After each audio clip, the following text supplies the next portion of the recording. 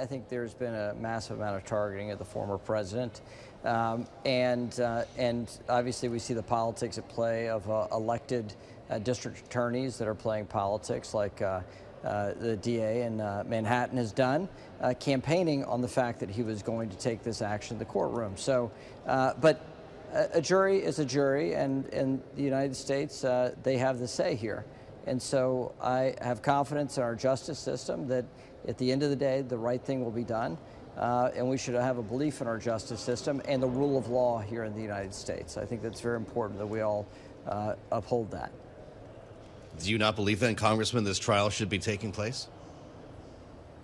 The DA that brought the charges, that is arguing in the courtroom, is the one that campaigned that he was going to do this. So that's for people to decide for themselves. I was here to talk to you about financial services policy, which I am the chair of the Financial Services Committee here on Capitol Hill. Not everything is a consumer of what happens to the former president. I'm trying to stay focused on policy and get the best results I can for the American people. That's what I'm here to do.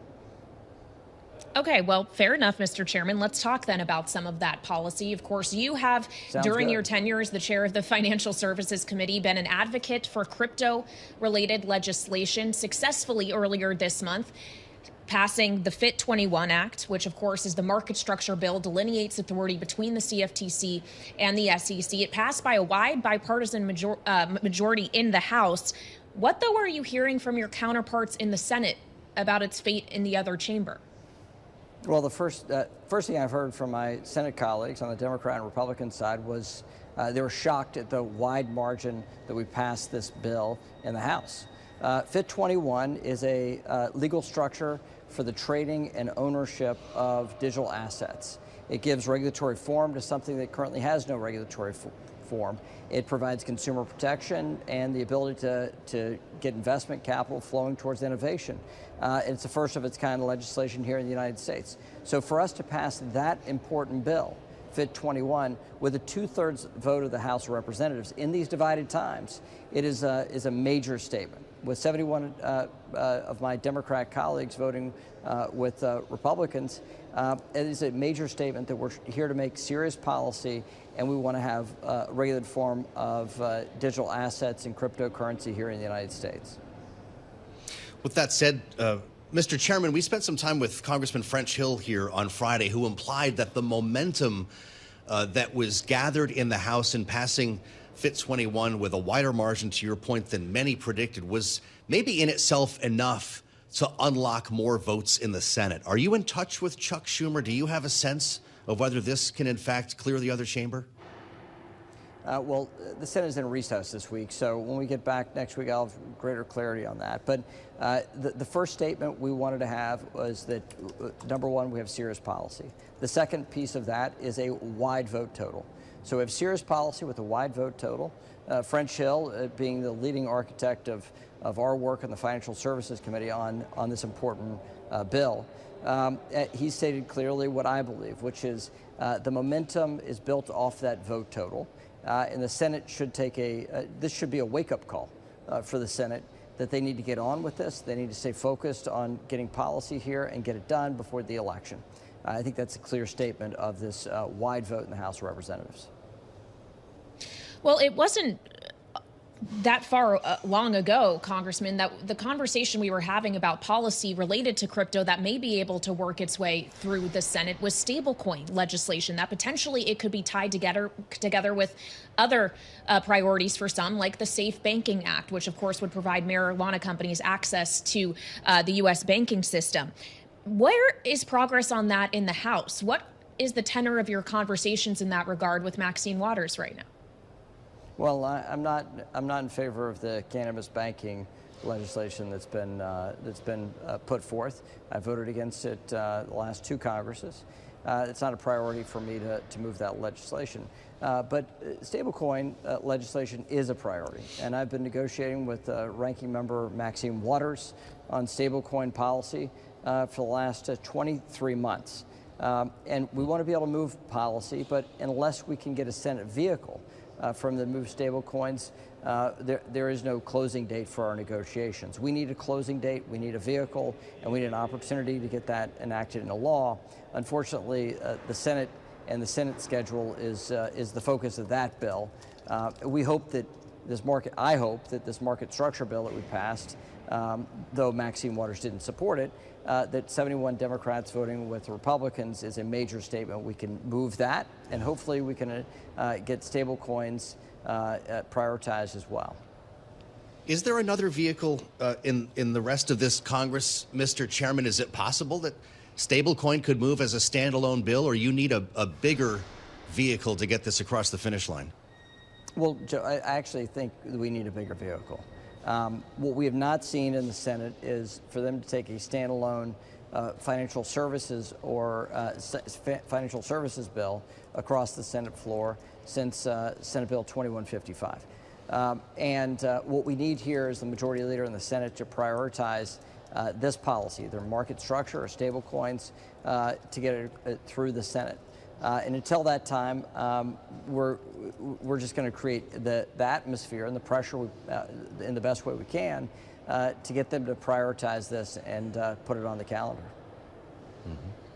Well, of course, the clock is ticking as this is an election year, Mr. Chairman, and it's a year in which you are not seeking re-election yourself, as you will be retiring at the end of your term. Other than this crypto legislation, which, of course, we've spoken at length about and know you have been advocating for so strongly, what else would you like to see accomplished before your time in the House ends? Well, my three priorities for my chairmanship of the House Financial Services Committee have been and remain data privacy, to ensure that people's financial data is protected in a world-class way. And that means we have to update existing laws that were created before the advent of the consumer internet. That's number one. Number two, capital formation. We have a package of bills led by Congresswoman Ann Wagner that have moved through the House of Representatives. Much of those bills have been bipartisan. And I want the Senate to prioritize capital formation. Third and finally is crypto. And there are two components to that: the market structure bill that we passed with wide support, and the stablecoin legislation that we mentioned before. So that's my package. That's what I'm focused on for financial policy. Last year got a little complicated for us to move those bills through the House because of my involvement in negotiating in the debt ceiling. And then what happened in the fall of last year with a motion to vacate and me serving as Speaker Pro Tem for a period of time. So the House and the calendar got kind of complicated last year, unfortunately. And so this has tipped over to an election year where it's much more difficult to get policymakers to actually be policymakers and focus on policy, not politics. Mm-hmm. As we spend time with Congressman Patrick McHenry on Bloomberg TV and radio, you just said a lot, Congressman. You have a unique perspective on the House of Representatives, having held the gavel for some time during this process, not to mention your chairmanship. And as you look ahead to the lame duck session, I'm wondering if it's then or if it's maybe sooner that you see the chance for a supplemental request to help pay for the bridge in Baltimore that collapsed when it was struck by that cargo ship. Is that something this Congress will be able to do? Well, seeing as the last Congress was the biggest spending Congress we've ever had in America, and considering we have record deficits, I think what we're looking for here on Capitol Hill is a willingness to pare down spending in order to pay for that bridge disaster. I do think it's important that our infrastructure be cared for. But we can't just simply keep spending money we do not have.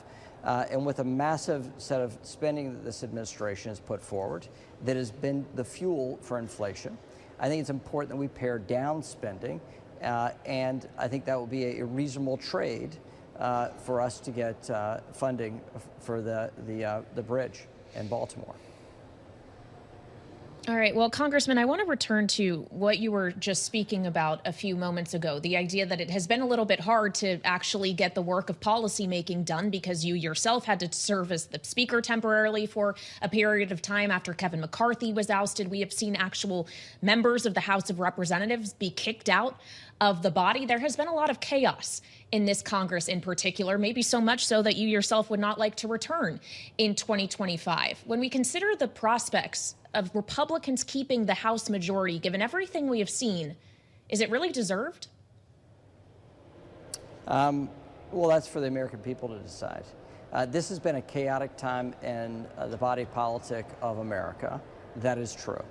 And my leaving has nothing to do with the chaos at this place. The ebb and flow of Washington is a distinct beast in and of itself.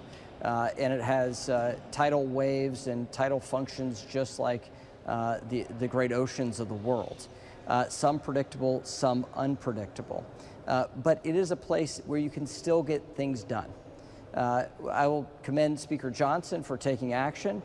We had a 2/3 vote on the supplemental appropriations bill to fund our warfighters overseas and our allies overseas. We had a 2/3 vote to reauthorize FISA. We had a 2/3 vote in the House of Representatives to fund our government at the fiscal responsibility, the debt ceiling level. And we had a 2/3 vote to raise the debt ceiling and pare down spending over the next decade, with the largest deficit reduction bill with the Fiscal Responsibility Act's passage in May of last year, about this time. So big things have still been able to happen under Speaker McCarthy, under Speaker Johnson, and that is still possible, even in the midst of crazy politics, the American people undecided about which direction they want to go, whether they want to go to the left or to the right, and these flip-flopping power structures here in Washington that made things even more chaotic. And so I think when we talk about this stuff, we have to look in the broader context of where we are and where the American people are, not just a narrow view of how chaotic the day-to-day of Washington is. And it is chaotic, as it always has been.